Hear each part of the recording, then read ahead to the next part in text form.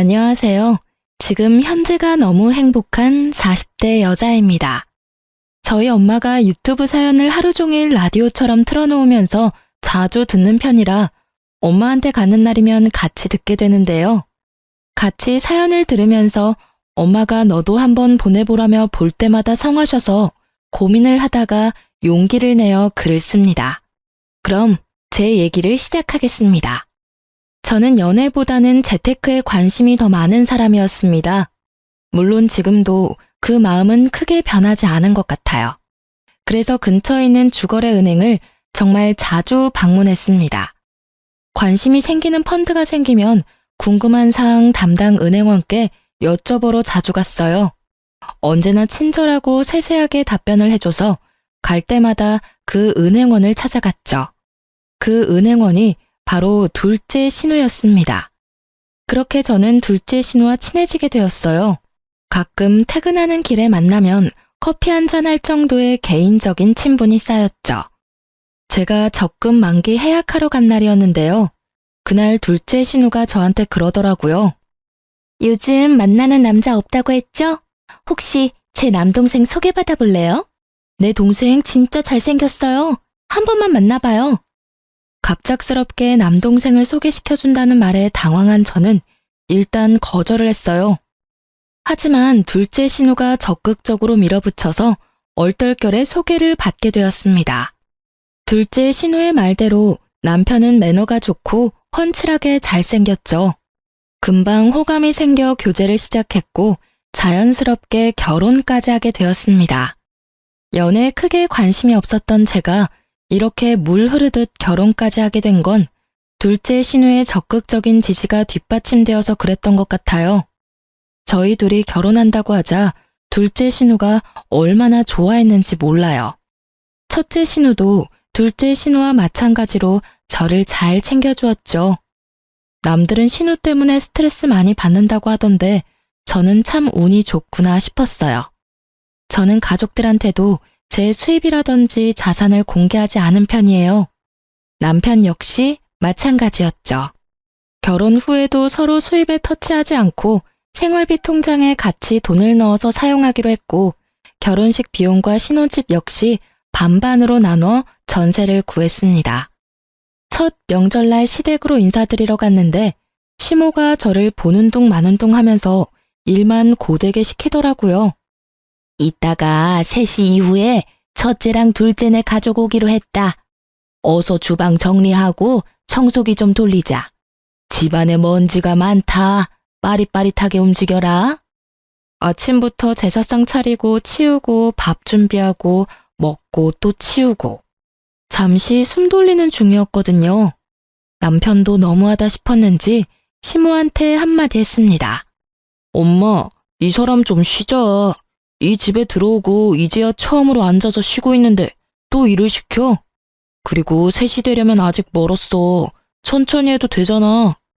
첫 명절부터 며느리 너무 잡는 거 아니야? 청소기는 내가 돌릴게. 시모는 남편을 흘겨보고 나서 저에게 말하더군요. 그럼 입가심 좀 하게 과일 좀 깎아서 가져오렴. 싱크대 옆에 과일 닦아놓은 거 있다. 커피랑 해서 좀 가져와. 저는 주방에서 과일과 커피를 준비해서 내놓았죠. TV 소리만 들리고 시모와 시부는 아무 말이 없었어요. 적막한 거실에 과일 먹는 소리밖에 안 들리는데 정말 곤욕이었죠. 주방에 가서 정리나 해야겠다 하고 일어나려고 하는데 시모가 그러더라고요. 정말 내가 가슴이 답답하다. 냉수라도 가져다 드릴까요? 뜬금없이 가슴이 답답하다는 시모에게 딱히 할 말이 생각이 안 나서 농담 반 진담 반으로 정막을 깨려고 했습니다. 그러자 시모는 갑자기 저한테 손가락질하며 그러더라고요. 아니 너는 정말 너무한 거 아니니? 어쩜 그럴 수 있어? 내가 정말 너무 섭섭하고 마음이 좀 그래. 근데 냉수 같은 소리를 하고 앉아있네. 안 그래도 답답한 가슴이 더 답답해지려고 하네.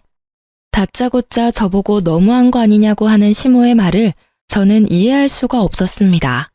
제가 시모에게 너무한 행동을 한 기억은 없었거든요.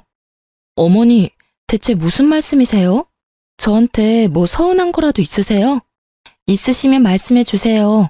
저는 지금 어머님이 무슨 말씀을 하고 계신지 전혀 모르겠어서요. 그래, 말 나온 김에 물어나 보자. 너는 돈도 그렇게 많은 애가 굳이 집을 반반으로 구했어야 했니? 우리 윤철이는 사회생활을 조금 늦게 해서 모은 돈도 많지도 않은데 결혼하면서 완전 빈털터리가 돼버렸어. 갑작스러운 신혼집 비용 얘기에 저는 어리둥절했습니다. 네? 무슨 제가 돈이 많아요. 저도 신랑이랑 비슷해요. 그리고 신랑이 저보다 월급도 많이 받는데 빈털터리라뇨. 요즘 신혼부부들은 저희처럼 다 반반으로 비용 나눠서 집 구해요. 어쩜 아주 뻔뻔하게 거짓말하는 것 좀 봐. 내가 진짜 뭐라 할 말이 없다. 이러니 내가 가슴이 답답한 거지. 아, 어머니, 대체 무슨 말을 하시는지. 저 돈 없다니까요? 네가 돈이 없긴 뭐가 없어. 내가 너 얼마 있는지 다 알고 있는데 지침이 때도 소용없어. 시모의 반응에 조금 기분이 이상했지만 일단 자리를 피했습니다. 계속 시모의 말에 대꾸를 해주다 보면 괜히 말려들 것 같았어요. 괜히 툭툭거리면서 저한테 시비를 거시는 것 같았죠.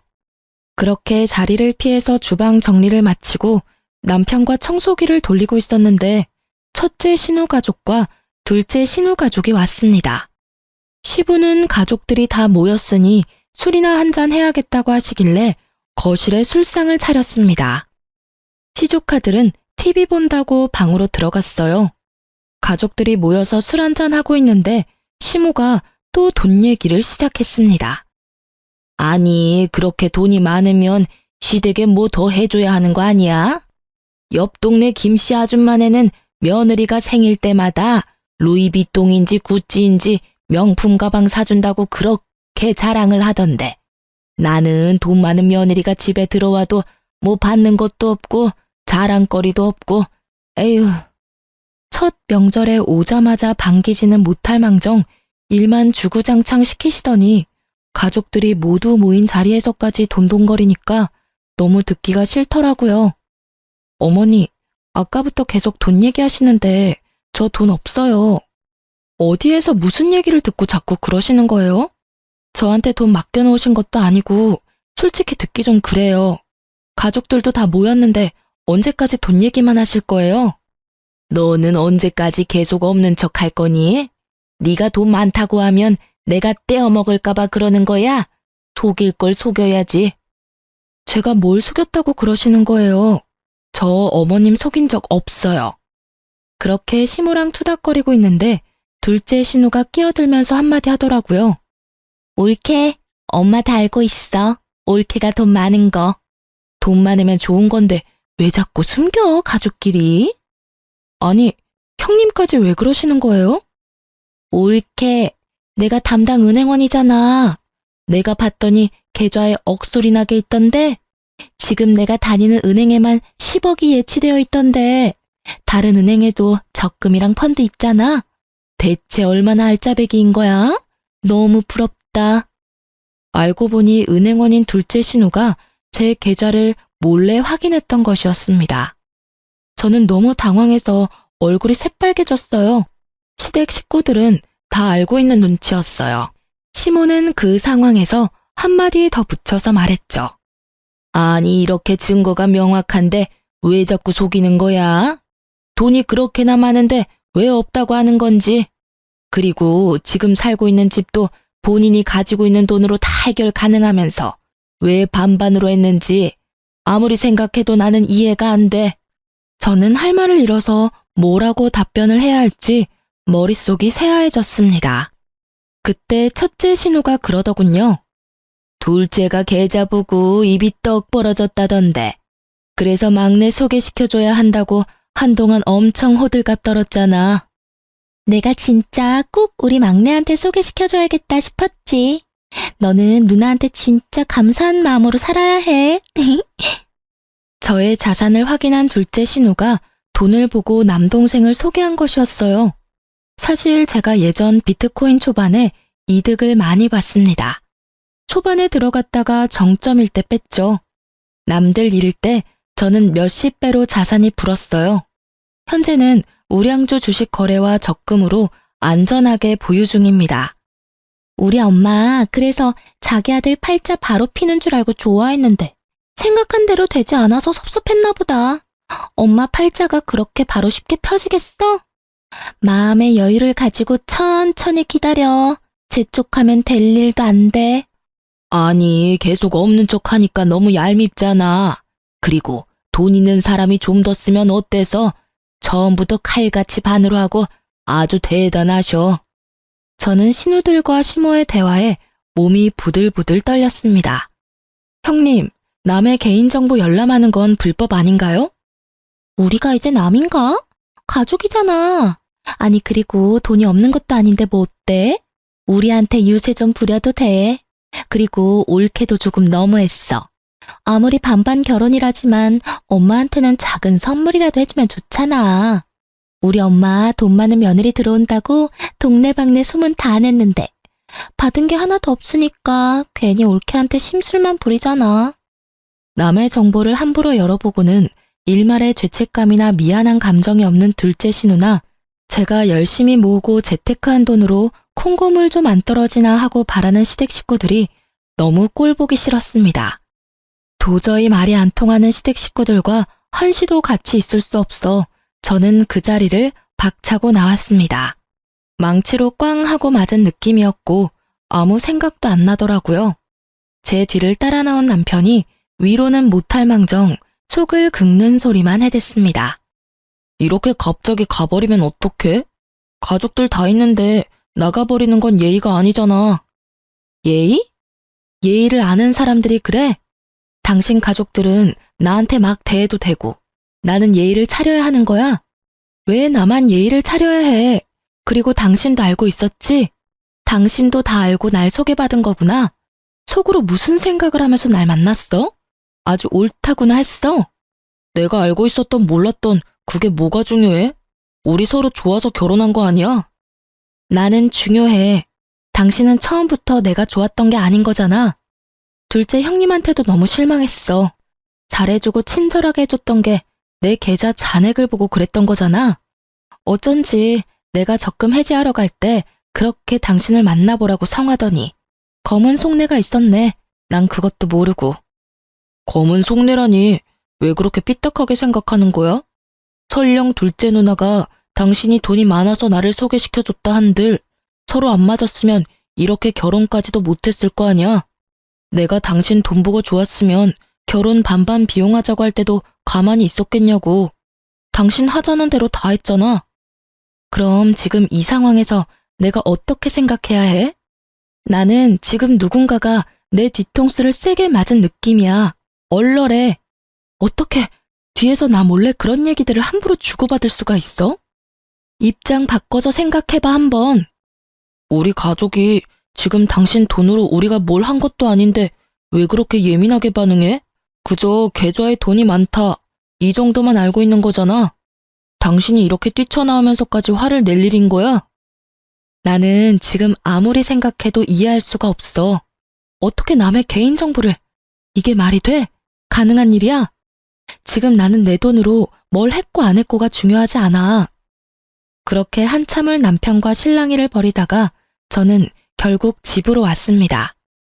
마음의 응어리가 풀리지 않은 채 흐지부지하게 넘어가 버리게 되었죠. 저희가 전세가 끝날 시기에는 아파트 매매를 한번 알아보고 있었는데 괜찮은 위치에 아파트가 있다고 해서 자세히 알아보는 중이었습니다. 여보, 여기 위치가 괜찮은 것 같네.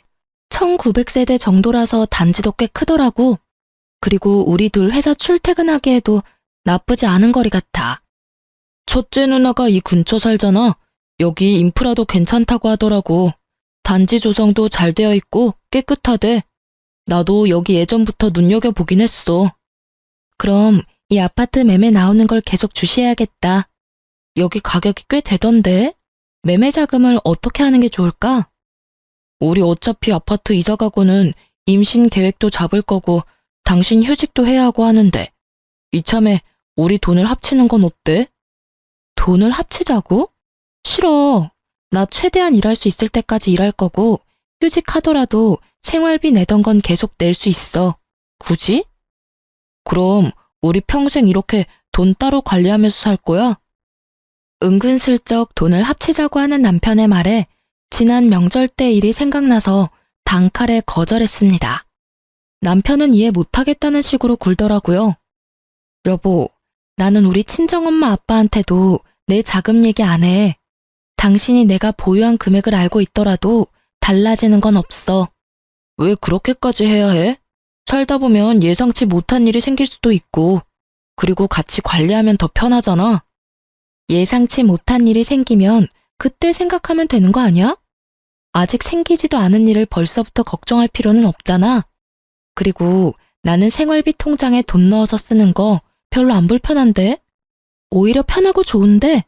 당신은 뭐가 그렇게 불편한 건데? 뭐 불편하다는 건 아니고 왜 계속 따로따로 관리해야 하는 건지 난 이해가 안 가서. 여보, 다른 집들은 남편이 각각 돈 관리하는 거 오히려 좋아한다던데. 당신 돈 필요할 때 당신이 마음대로 쓰면 되는 건데 뭐가 문제야? 그리고 연봉은 나보다 당신이 더 많이 받잖아. 같이 쓰는 공용 생활비 외엔 당신이 남은 돈으로 뭘 하던 상관 안 하겠다는데 좋아서 날뛰어야 하는 거 아니야? 편하잖아. 계속 돈을 합치고 싶어하는 남편에게 강경하게 저의 의사를 밝혔습니다. 할 말이 없는지 또 얘기는 안 하더라고요. 문제는 이 다음부터였습니다. 회사에 있는데 시모한테 전화가 오더라고요.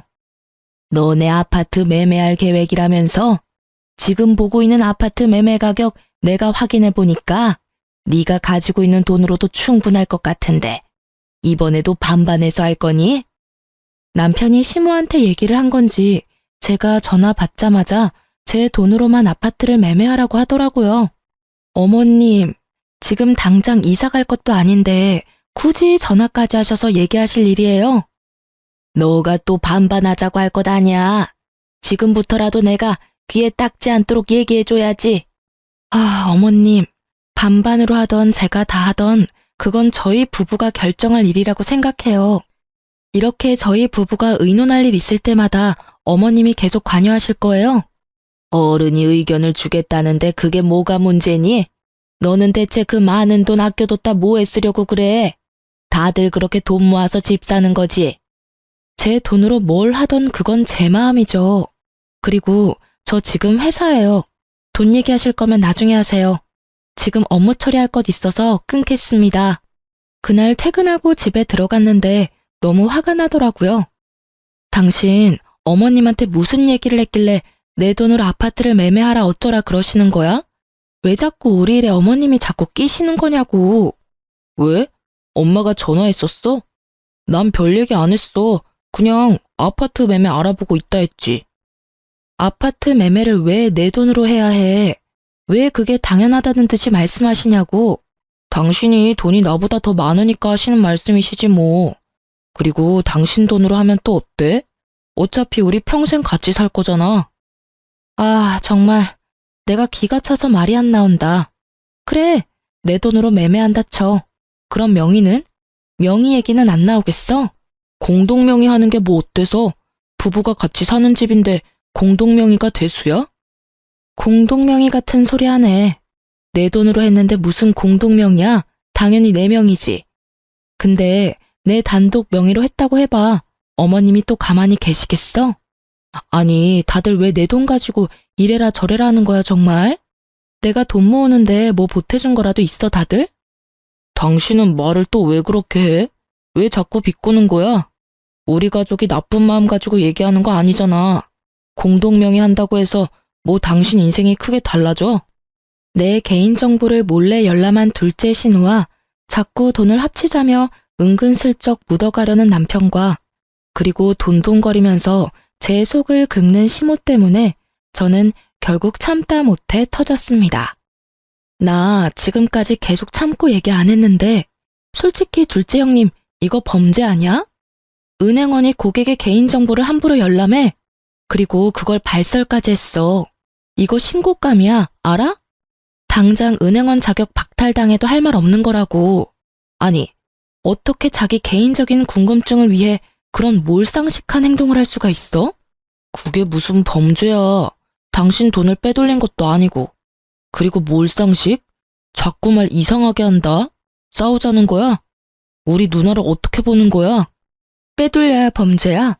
요즘 개인정보보호법 강해진 거 몰라? 당신네 회사에서도 매년 개인정보 보호 교육하지 않아? 법정 의무 교육이라 회사에서도 중요하게 생각하는 부분이라고. 개인정보가 얼마나 민감하고 예민한 부분인데 심지어 개인정보 보호가 제일 중요한 은행에서 은행원이라는 사람이 어떻게 그런 행동을 할 수 있는지 아무리 생각해도 이해가 안 돼. 나는 사기 결혼 당한 것 같아.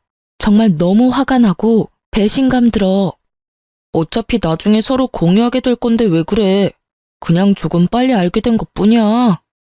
근데 우리 집 식구들도 모르는 내 자산을 시댁 식구들이 다 안다는 게 말이 돼? 그리고 내 동의를 얻고 공유한 거야? 그냥 남의 소중한 개인정보를 빼돌린 거야. 왜 사태의 심각성을 전혀 모르지? 알면 또 어때? 당신이 뭐 해줄 것도 아니면서. 저는 벽이랑 말하는 것 같았고 남편에게 무슨 말을 해도 제 마음을 이해해주지 않을 것 같았어요. 그 와중에 시모가 또 전화가 왔습니다. 지금은 회사 아니지? 그리고 아무리 바빠도 그렇지 너는 시어머니 전화를 그렇게 끊니? 그래서 결정은 했어? 네가 매매하기로? 이 사람들이 정말 날 돌아버리게 하고 싶어서 작정했나 싶었죠. 어머님, 제발 그만 좀 하세요. 계속 그럴수록 저는 어머님이 말씀하신 대로 하기 싫어져요. 제가 알아서 하겠다고요. 말하는 뽐새 좀 봐. 예, 네가 뭐 해준 것도 없으면서 뭘 그렇게 유세야? 용돈이라도 많이 주는 것도 아니면서. 같이 살지도 않는데 매달 50씩 넣어드리잖아요. 명절엔 별도로 드리는데 뭐가 그렇게 부족하세요? 지금 안 그래도 저희 부부 그놈의 돈 때문에 싸우고 있거든요. 어머님까지 안 그러셔도 충분해요. 진짜 저 미쳐버릴 것 같으니까 이제 좀 그만하세요. 내가 너한테 뭘 어쨌다고 그렇게 난리를 쳐? 제 계좌를 몰래 본 둘째 형님도 너무 소름 끼치고 제 재산 미리 알고 저한테 자꾸 돈돈거리는 어머님한테도 진절머리가 나고요. 그리고 지금 이 상황이 얼마나 심각한 상태인지도 모르는 바보 같은 남편한테는 정이 뚝 떨어집니다. 정말 지긋지긋했습니다.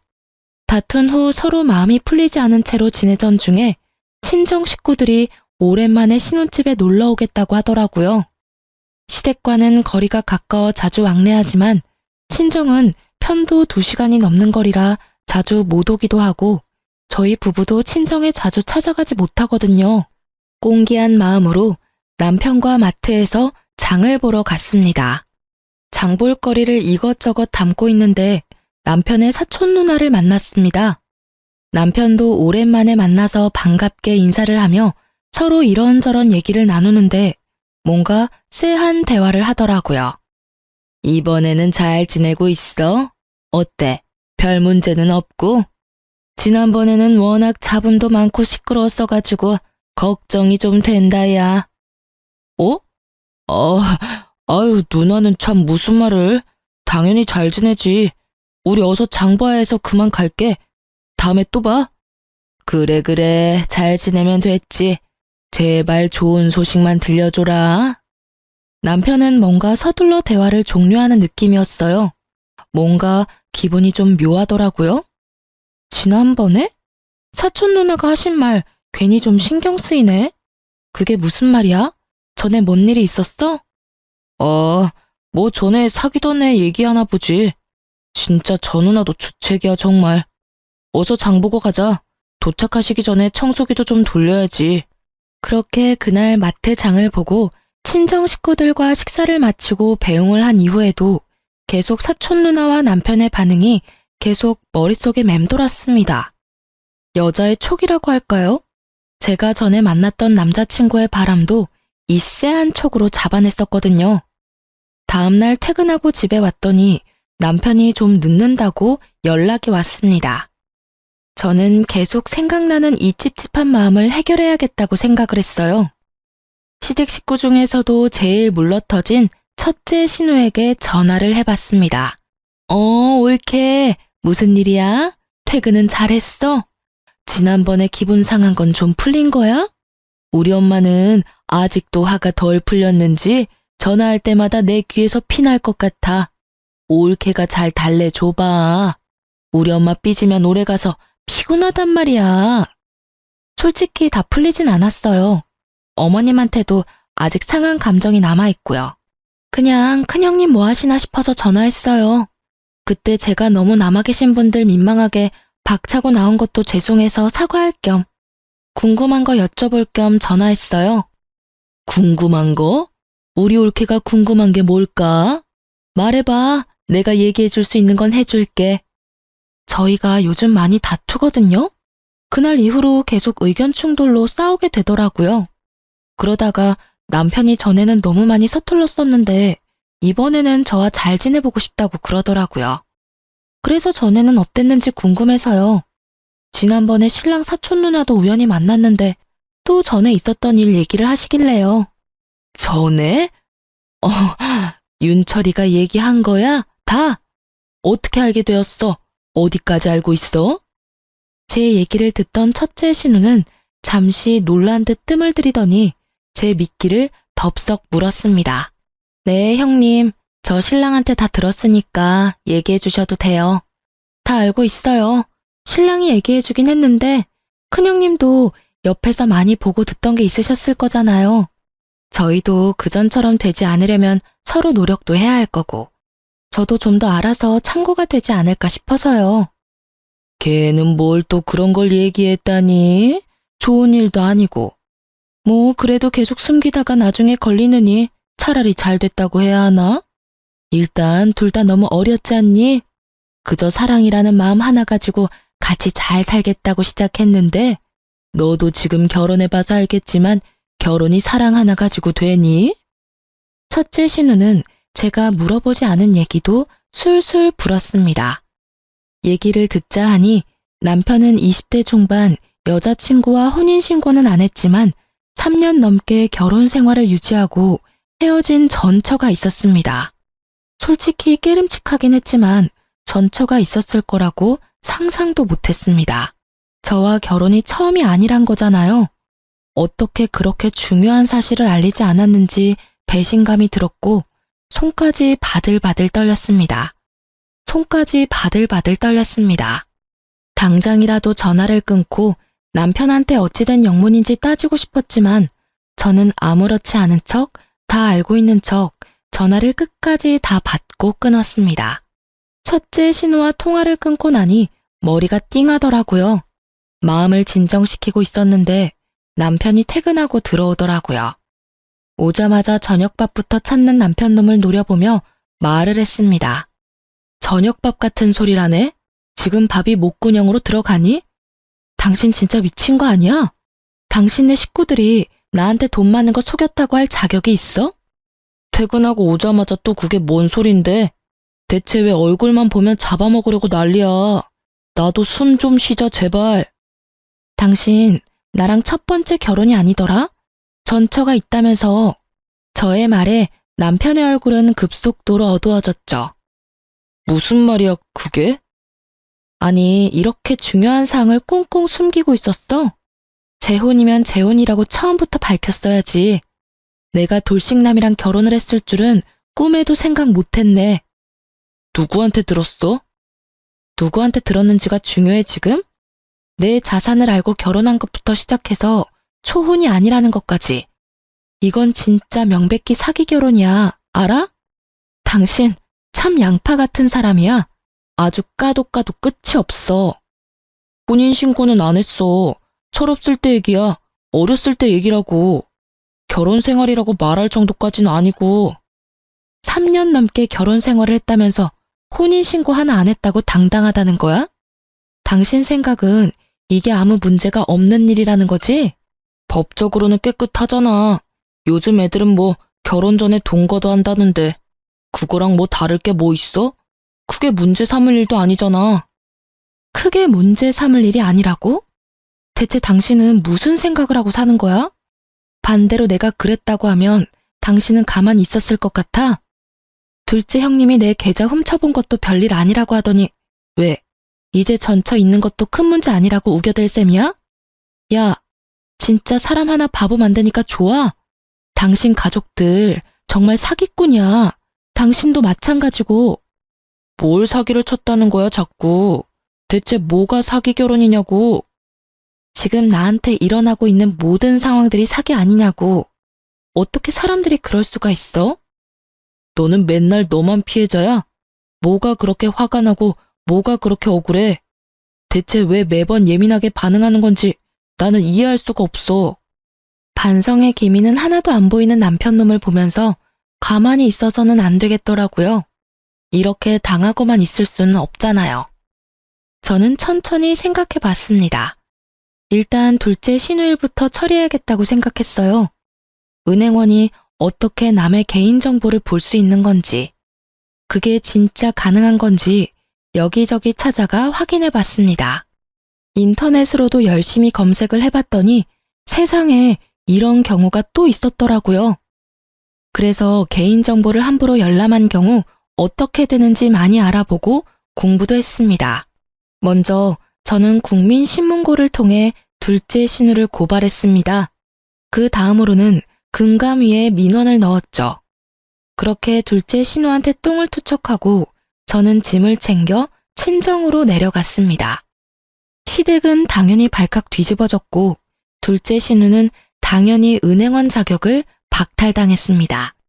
시댁 식구들한테 연락이 계속 오는 바람에 전화통은 불이 났죠.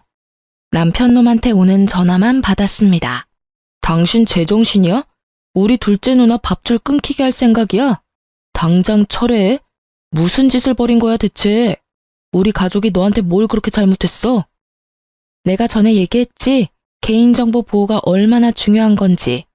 남의 정보를 몰래 열람해서 발설까지 하는 은행원을 어떻게 믿고 은행 업무를 봐? 당신은 그런 은행원을 믿을 수 있을 것 같아? 나는 못 믿어. 당신은 가족이니까 별일 아니라고 생각하겠지만 이거 엄청 큰 범죄야. 몰랐으면 이제라도 좀 깨달았으면 좋겠네.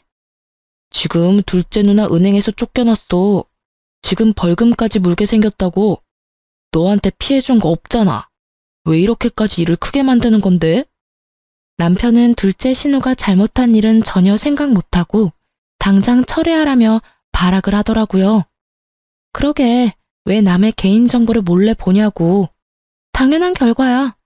벌금 몇 천만 원밖에 안 하던데 솔직히 더 강하게 벌금 때려야 하는 거 아니야? 몇 천만 원? 네가 돈이 많아서 몇 천만 원은 아주 우습구나. 맞네. 네가 우리 가족을 얼마나 우습게 봤으면 이래. 진짜 돈이 대단하다 대단해. 이것 봐. 남의 개인정보를 여기저기 발설해서 뭔 얘기만 하면 남의 재산 들먹이기나 하고 전혀 반성의 기미가 보이질 않잖아. 왜 아직도 정신을 못 차리는 거지? 지금 당신네 가족은 지금 나한테 미안하다고 싹싹 빌어야 하는 거 아니야? 어쩜 이렇게 당당해? 우리가 남이야? 너랑 나랑 부부야. 정신 차려. 왜 너한테 싹싹 빌어야 하는데? 네가 우리한테 잘못했다고 용서를 구해야지. 아, 정신 차려야 할 건 둘째 신우겠지. 아니다. 시댁 식구들 모두 정신 차려야 해. 내가 봤을 땐 다들 제정신이 아닌 것 같아. 그리고 솔직히 따지면 우리 둘은 남이지. 피가 섞인 것도 아니고. 그래, 네 마음대로 해라. 나 지금 너희 회사 앞으로 가는 길이야. 엄마랑 둘째 누나도 같이 가고 있으니까 각오 단단히 해. 도망칠 생각하지 마. 잘못했다고 미안하다고 반성하는 모습을 보이지 못할 망정 회사로 찾아오고 있다고 협박하는 시댁 식구들이 한편으로 너무 대단해 보였습니다. 오히려 잘 되었다는 생각도 들었어요. 아, 그래? 근데 어쩌지? 나 회사 그만뒀어. 가봤자 별 소득도 없을 거고. 나 회사에서 망신시켜주고 싶어서 그런가 본데 이미 회사의 사정 다 얘기해서 회사 사람들 다 알 텐데. 가봤자 좋은 소리 못 들을걸. 괜히 오기 부리지 말고 조용히 집에나 가세요. 시댁 식구들이 회사에 찾아올 수도 있을 거라는 생각을 진작에 했죠. 친정에 내려가기 전에 회사의 사정 얘기하고 바로 퇴사했습니다. 혹시나 했었는데 역시나였던 시댁 식구들이었죠. 저는 시댁 식구들과 쓸데없이 감정 소비할 시간이 없었어요. 남편 전처의 행방을 찾고 있었거든요. 수소문 끝에 남편의 전처를 찾아갔습니다. 얼마나 고생을 많이 했는지 처음 봤는데도 얼굴이 헬쓱해서 안쓰러워 보이더라고요. 전처한테서 제 남편과 헤어지게 된 몇 가지 이유들을 모두 듣고 경악을 금치 못했어요. 저희 친정이 잘 사는 편은 아니에요. 그래서 처음에 결혼한다고 했을 때부터 별로 좋아하지 않았어요. 어떻게 알았는지 제가 얼마 모았는지도 알더라고요. 그리고 볼 때마다 친정 부모님은 얼마나 일을 안 했길래 돈이 없냐고 구박하시더라고요. 전처는 어렸을 때라 잘 몰랐던 것 같은데 둘째 신우가 전처와 전처 친정 식구들의 자산까지도 확인했나 보더라고요. 아주 상습범이었죠. 전 남편은 같이 있을 때는 잘해줬는데 시댁에만 가면 꿀먹은 벙어리였어요. 전 첫째 신우랑 둘째 신우는 저를 완전 투명인간 취급했고 전 시모는 저를 볼 때마다 그렇게 노려보면서 구박하더라고요. 제가 돈이 많은 걸 알고도 그렇게 사람 못 살게 괴롭혔던 시모가 전처한테는 또 돈 없다고 얼마나 개무시를 했을지 안 봐도 비디오였습니다. 남편 놈은 중간 역할도 못했고 시간이 좀 지나니까 같이 개무시를 했었다고 합니다. 듣고 있던 제 주먹이 불끈 쥐어질 정도로 전처가 일방적으로 당하기만 했더라고요. 그때는 어렸으니까 한번 대들지도 못하고 다들 저처럼 참고 사는 줄 알았어요. 그리고 그때 제 뱃속엔 아기가 있어서 더 참고 살았죠. 근데 아기가 성별이 여자 아기인 거 알고선 더 구박을 하더라고요. 딸은 필요 없다고, 혼인신고도 안 했으니까 이혼하라고, 자기 아들 앞길 망치지 말라고, 3천만 원 줄 테니까 그냥 나가라고, 해서 꺼지라고. 시모는 제가 생각했던 것보다 훨씬 더 못되고 나쁜 사람이었습니다. 전처는 결국 온갖 구박을 견디다가 못해 돈을 받고 그 집을 나갔다고 해요. 어떻게 사람들이 그럴 수가 있죠? 지금 아기는 잘 크고 있는 거죠? 지금 유치원에 잘 다니고 있어요. 밝고 예쁜 공주님이에요. 어린 게 뭘 아는지 모르겠지만 아직까지 아빠도 안 찾고 씩씩해요. 제가 그렇게 돈을 받고 나왔지만 너무 억울하고 그때 일만 생각하면 너무 화가 나요. 기회만 있다면 복수하고 싶을 정도로요. 그런데 저는 아무것도 없잖아요. 복수할 수 있는 용기도 없고 돈도 없고. 남편 놈과 결혼 생활로 상처투성이인 전처는 늘 복수의 꿈을 꿨다고 합니다. 제가 대신 통쾌하게 복수해주겠다고 자신있게 말했어요. 저는 전처와 헤어진 후에 바로 시모를 찾아갔습니다. 시모는 절 잡아먹을 것 같은 눈으로 째려보더라고요. 이렇게 빨리 제 발로 찾아올 줄은 몰랐네. 뭐 좋은 소리 들으려고 온 건 아닐 테고 아니면 둘째 일 철회해주러 온 거니? 남편한테 혼외자가 있었던데. 알고 계세요? 예쁜 손녀도 있으시던데. 그게 무슨 소리인지 전혀 모르겠네. 너도 잘 알다시피 나는 우리 딸이 낳아준 손자 3명밖에 없는데 나한테 손녀가 어디 있니? 너 뭐 잘못 먹었어? 어디서 그런 기분 나쁜 소리를 듣고 온 거니? 네네, 뭐 저도 어머님이 인정하실 거란 생각은 안 했어요. 제가 혼외자가 있는 남자와 어떻게 살 수 있겠어요? 사기 결혼인 거 아시죠? 얘기 들어보니까 어머님이 내쫓으셨다고 하던데 어머님 진짜 대단하신 분이었더라고요. 솔직히 좀 어머님이 무섭기도 하네요, 이제는. 참, 저 이혼하겠습니다. 이 얘기 해드리려고 찾아온 거예요. 제 말이 끝나기가 무섭게 시모가 코웃음을 치며 말하더군요. 너 너무 웃긴다, 얘. 우리 아들이 뭘 사기를 쳤니? 직장이랑 학력 숨기고 너한테 돈을 뜯어냈니? 뭐, 네 자산 얼만지 알고 있었다고 그게 큰 문제가 될 것도 아니고. 그리고 그 돈을 우리가 몰래 빼돌린 것도 아니지 않니? 어떻게 사기 결혼을 입증할 건데? 혼인 취소 소송이라도 하려고? 이혼하면 그냥 넌 이혼녀 되는 거야. 둘째 딸 일은 우리가 그냥 눈 감고 넘어가 줄 테니 기회 줄 때 그냥 참고 살아. 어머님, 저희 혼인신고도 안 했는데 무슨 소리 하시는 거예요? 그제서야 시모는 깜짝 놀라 어버버 거리기 시작했어요. 뭐? 무슨 말이니? 너네 결혼식 올리자마자 내가 윤철이한테 혼인신고 바로 하라고 시켰는데 그럴 리가 없어. 아, 그래서 신랑이 그렇게 혼인신고 빨리 하라고 재촉한 거였네요. 저보고 하라고 했었는데 제가 좀 바빠서 미루다가 못했어요, 어머니. 사실 이혼이랄 것도 없고 전처처럼 그냥 각자 갈 길 가면 되거든요. 안 그래도 결혼하자마자 혼인신고해야 한다고 남편이 입버릇처럼 얘기하더라고요. 어차피 저도 혼인신고는 해야 하긴 하니까 나중에 연차 쓸 수 있을 때 할 거라고 말만 해놓은 상태였거든요. 바쁘기도 하고 귀찮기도 하고 해서 계속 미루고 있다가 한 달이 지나선 완전 깜빡 잊고 있었던 거죠. 남편은 제가 당연히 혼인신고했다고 생각했나 봐요. 저는 그렇게 속 시원하게 할 말 다 하고 친정으로 다시 내려왔습니다. 그날 저녁 남편이 찾아왔습니다. 저를 보자마자 무릎까지 꿇고 싹싹 빌기 시작했어요. 둘째 신우가 계좌 본 걸 내가 알았을 때 그때 무릎 꿇지 그랬어. 이제 와서 이게 무슨 소용이야? 안 그래? 전처 일은 정말 미안해. 속일 생각은 없었어. 그리고 아기도 낳은 줄 몰랐어. 당연히 그렇게 나가고 쥐었을 줄 알았지 내 애가 세상에 태어났을 거라고는 생각도 못했어. 그 이후에 연락도 안 했었고. 당신네 식구들이 다 와서 무릎 꿇고 싹싹 빈다고 해도 나는 마음 다시 돌릴 생각 없어. 우리 뭐 서로 주고받을 것도 없고 지금 신혼집 정리해서 그 돈만 받으면 될 것 같고.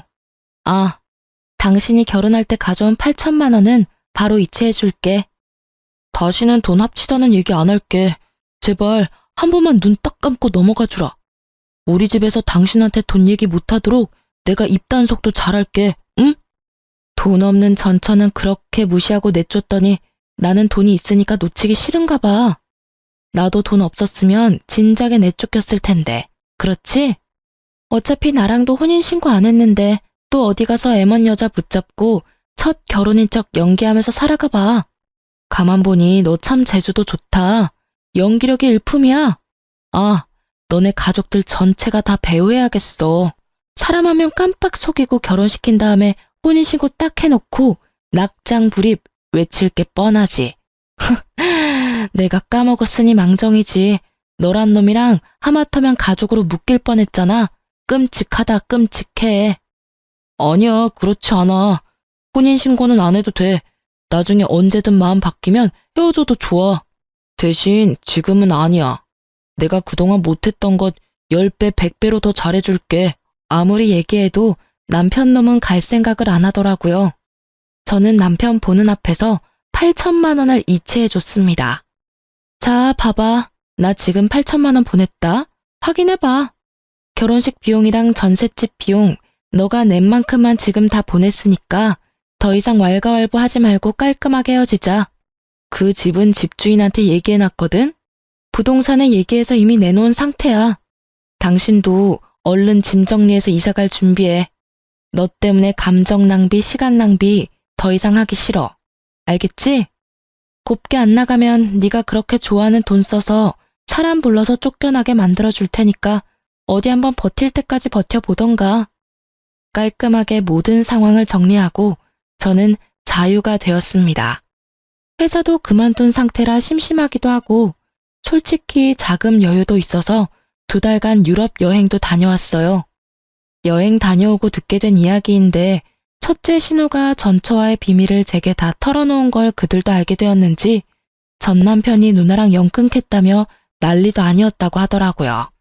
그리고 그 집은 아들이 최고인 집이라서 이번 이혼의 원인이 오로지 첫째 신우 때문이라고 생각했는지 신우한테 더 이상 친정에 찾아오지 말라고 한 소리 했다더군요. 유럽 갔다 와서 모르는 전화번호 받았더니 첫째 신우가 제게 얼마나 한풀이를 하는지 아주 시겁했답니다. 그들은 끝까지 정신을 못 차릴 인간들이에요. 똥은 무서워서가 아니라 더러워서 피한다죠. 그런 심정으로 그들과 되도록 마주치지 않는 게 상책이라는 생각이 드네요. 둘째 신우는 당연히 은행으로 재취업 못하고 겨우 중소기업 경리로 취업했다고 하더라고요. 저는 그 회사에 전화해서 개인정보로 은행원 자격 박탈당한 사람이라고 얘기해줬죠. 그 얘기를 들은 그 회사 대표는 굉장히 당혹스러워 하더라고요. 결국 둘째 신우는 3개월 만에 또 잘려서 정규직은 물 건너갔다고 하더라고요. 이후에 한동안 국내로만 여행 다니면서 푹 쉬었어요. 지금은 친정 근처로 거주지를 옮겨놓은 상태라 새로운 회사에 재취업해서 잘 적응 중입니다. 참, 전 남편의 전처와는 지난번 만남을 계기로 친해져서 가끔씩 연락하고 지내는 친구가 되었어요. 그러다 종종 만나선 전 남편과 전 시댁 식구들을 안주 삼아서 얘기하다 보면 시간 가는 줄 모를 정도라니까요. 저는 처음 자기소개할 때 얘기했듯이 지금 너무 행복한 인생을 보내고 있습니다. 역시 저는 혼자서 지내는 게 맞나 봐요. 전 둘째 신우의 꼬임에 빠져서 잠시 제가 추구하는 삶과 다른 삶을 잠깐 살게 되었는데 결혼은 제 운명이 아니란 걸 깨닫게 되었습니다. 제 사연 재미있게 들으셨나 모르겠네요. 저희 엄마도 듣고 계시겠죠? 여러분도 지금 인생이 행복하길 바라며 저는 이만 사연을 마치겠습니다. 감기 조심하시고 나쁜 사람도 조심하세요. 감사합니다.